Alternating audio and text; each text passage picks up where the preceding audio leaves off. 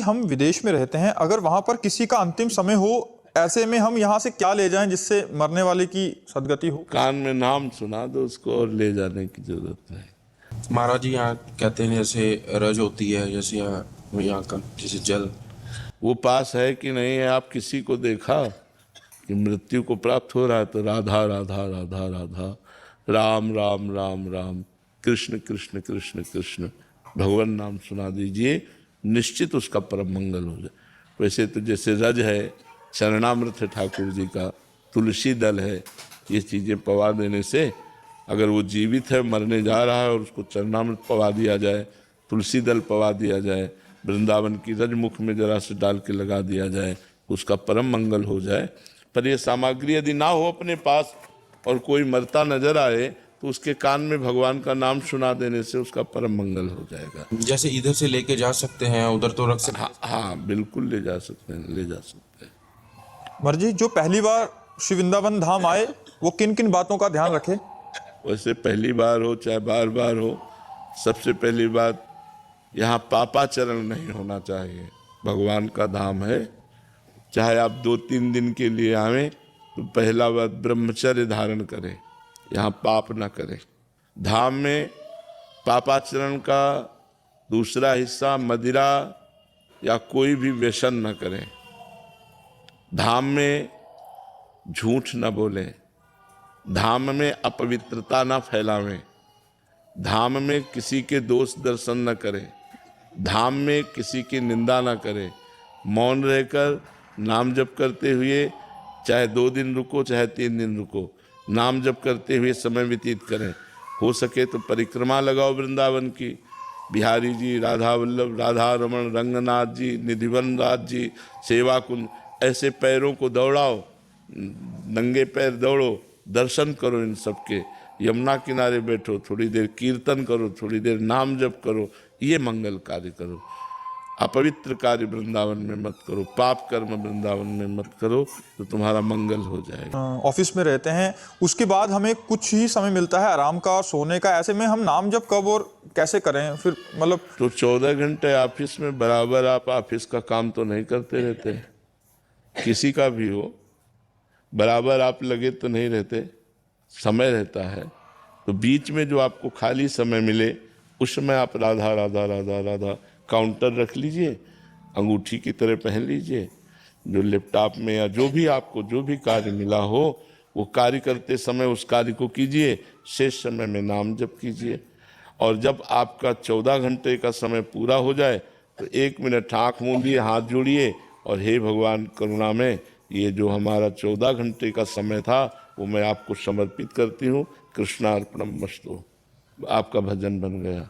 हम कहते हैं अलग से ना निकाल सको तो जो जो समय खाली आपके पास है उसी में भगवान नाम जप करो, क्योंकि मनुष्य जीवन व्यर्थ हो जाएगा यदि भगवान का नाम जप नहीं किया। भगवान से नहीं जुड़े, भगवान से चित्त नहीं जुड़ा तो मनुष्य जीवन का कोई महत्व नहीं रह जाएगा। ये खाना पीना, लड़का बच्चा, ये सब अन्य योनियों में भी बहुत है।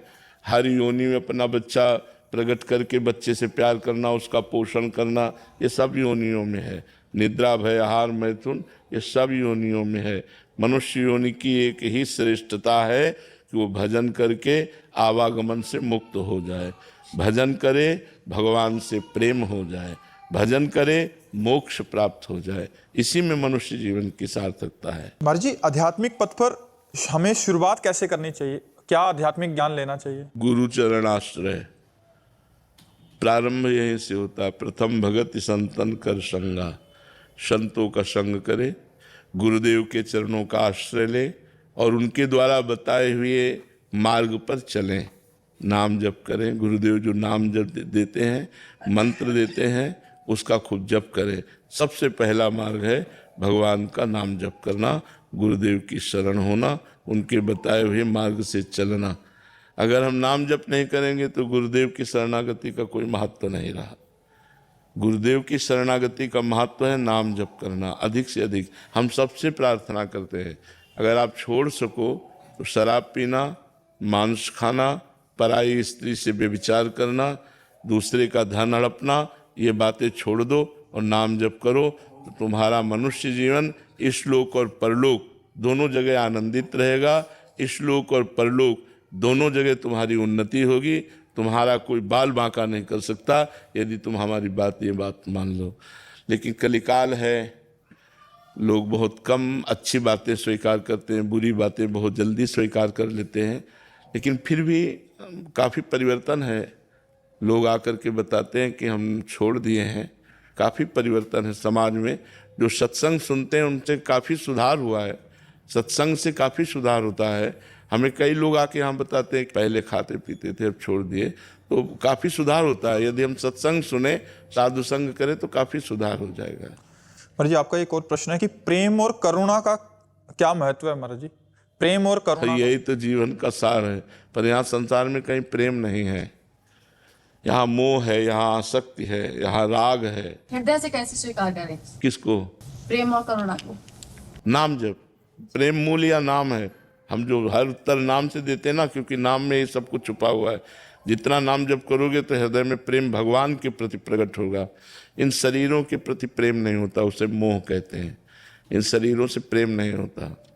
ये शरीर तो नाशवान है, आज है कल नहीं है। प्रेम भगवान से होता है, मोह शरीर से होता है। मोह का नाश होता है, प्रेम अविनाशी होता है। प्रेम प्रतिक्षण वर्धमानम होता है। प्रेम विकार रहित होता है, मोह में विकार होते हैं। प्रेम निर्विकार होता है। महाराज जी, संसारिक जीवन में रहते हुए मन की सच्ची शांति कैसे मिले? भजन के बिना शांति, त्याग के बिना शांति, ज्ञान के बिना शांति असंभव है। यदि ज्ञान हो जाए तो ज्ञानम लब्ध्वा पराम शांति। यदि भोगों का त्याग कर दिया जाए तो त्यागात् शांतिरनंतरम।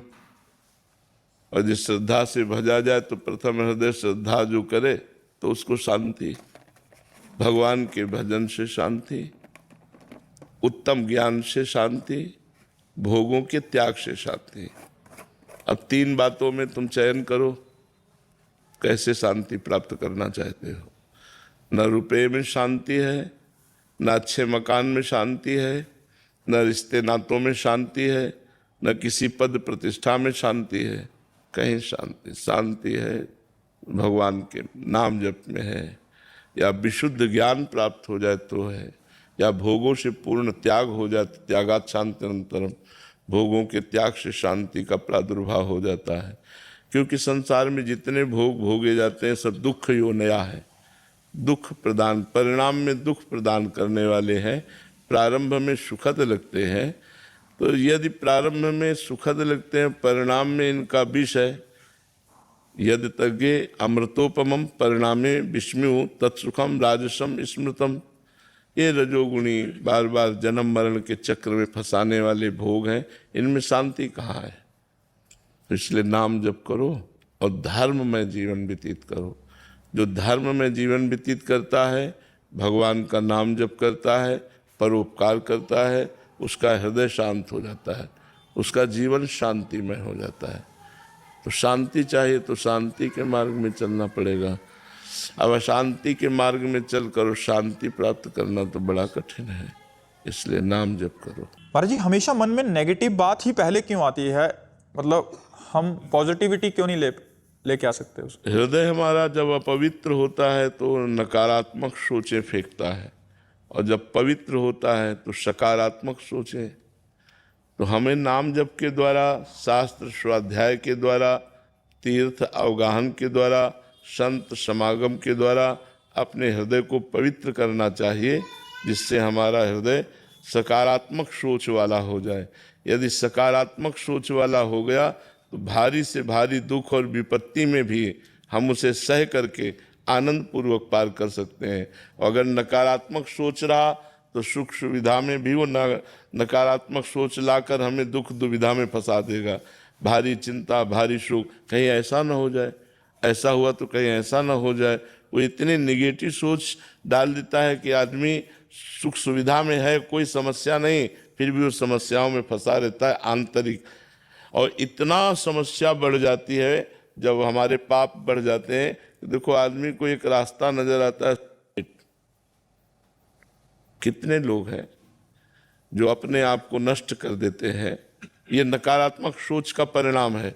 निगेटिव बढ़ता चला गया, डिप्रेशन में पहुंच गया, डिप्रेशन में बस कुछ कंट्रोल नहीं रहा, अपने आप को कर लिया। इसलिए हमें लगता है नकारात्मक सोच बढ़ने लगे तो उसे तुरंत रोको। गंगा आदि पवित्र नदियों का अवगाहन करो, स्नान करो, पवित्र ग्रंथों का स्वाध्याय करो, संतों का संग करो, नाम जप करो। इससे आपका हृदय पवित्र हो जाएगा और पवित्र हृदय में ही सकारात्मक पॉजिटिव सोच होती है। भारतीय संप्रदाय में दीक्षा लिया था और गुरुदेव के उधर ही जहाँ आश्रम में ही 10 साल से थे, बट अभी क्या हुआ, पूर्व संस्कार थे या कैसे ही इनकी प्रीति भगवत मार्ग में, प्रेम मार्ग में हो गई और नारायण नाम से इनको बहुत प्रेम हो गया महाराज जी। बट महाराज जी अभी क्या है, शरीर भी कैंसर रोग से ग्रसित हो गया, अभी साधना का भी कोई वो नहीं रहा और मतलब दवाइयाँ चल रही हैं, फिर बार बार नींद आती है, फिर अभी इनको समझ नहीं आ रहा कि आगे का मार्ग कैसे करें, क्योंकि इनका बिल्कुल रुचि नाम में हो गई। आपका सत्संग सुनते हैं, हाँ, तो अभी का मार्ग आगे का बस करें। हर समय नाम जप करते रहो। शरीर जिस समय छूट जाएगा उसी समय भगवान की प्राप्ति हो जाएगी। इसमें ये नहीं होता कि इतना जपने के बाद ही मोक्ष प्राप्त होता है। अगर हम अभी बोले नारायण और हमारा शरीर छूट जाए तो हमें अभी भगवत प्राप्ति हो जाएगी। अब कब शरीर छूटेगा इसका पता नहीं, इसलिए मुझे हर श्वास नाम जप करने का अभ्यास करना है कि एक भी क्षण हमारा नाम से विमुख न जाए, हर समय नाम चलता रहे। इसलिए चिंता की तो कोई बात नहीं, हर समय नारायण नारायण नारायण जपो। मार्ग में जहाँ दीक्षित हुए थे वहाँ अद्वैत मार्ग था, वो काफी समय उसमें, बट अभी बिल्कुल रुचि उधर रही नहीं। नाम जप करो, नाम जप करो, द्वैत के चक्कर में मत पड़ो। नजरों में हम मूर्ख हैं, वो गुरु अपराध तो नहीं हो रहा है ऐसे। नारायण ही गुरु हैं, नारायण रूपी गुरु की शरण में हो, उनका नाम जप कर रहे हो, सब द्वैत अद्वैत का ज्ञान सब कुछ हो जाता है, भगवान के भजन से होता है। खूब नाम जप करो। क्या सन्यासी लोग नारायण नारायण नहीं कहते? ओम नमो नारायण नहीं तो फिर बस फिर आप चिंता मत करो, खूब नाम जप करो।